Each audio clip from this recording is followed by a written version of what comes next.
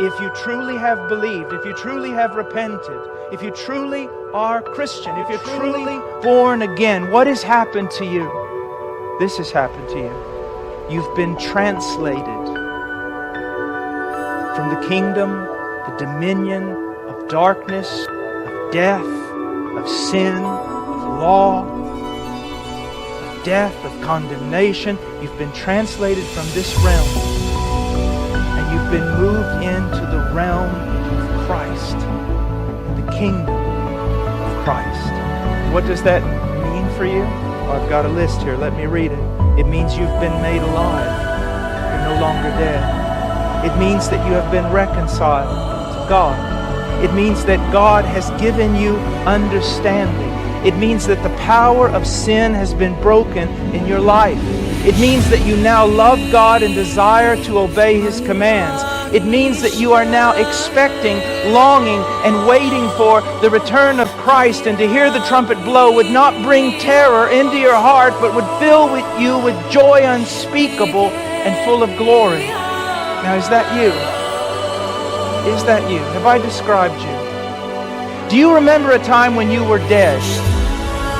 And can you say now that your life is completely different? That you have life? That you have spiritual life? Can you say that right now?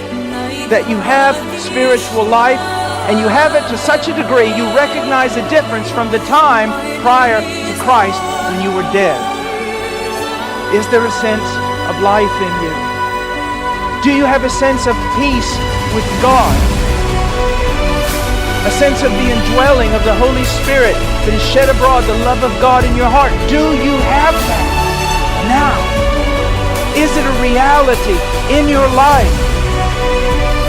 Also, have you been given understanding? They shall all be taught of God, the prophet said. Have you been taught of God? Do you look at Scripture now and have some understanding about it?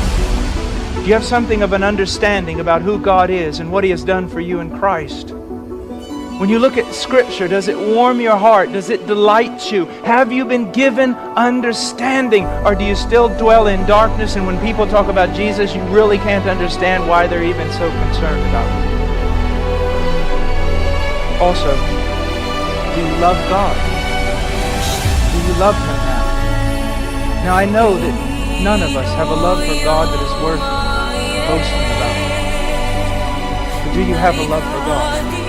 And does it pain your heart when you realize how small and fickle your love truly is? You see, the unbeliever doesn't worry about that type of thing. He can nonchalantly say he loves God even though all his life shows nothing but hostility, and he has no pain in his conscience whatsoever. But you, are you Christian?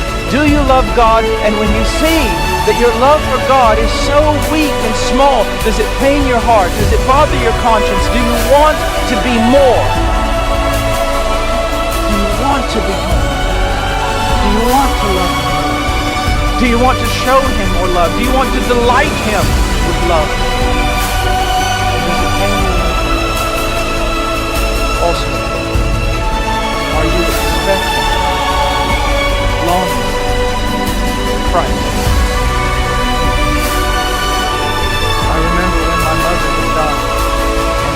Gone out. The doctors called my sister. I couldn't get there on time. They called my sister. She was there. My sister who loved my mom, served my mom. She was such a blessing to my mother. She's sitting there. And all of a sudden, thinking Mom was going to die, Mom came back to life. Kind of woke up, looked over at my sister, and went like this. Ah.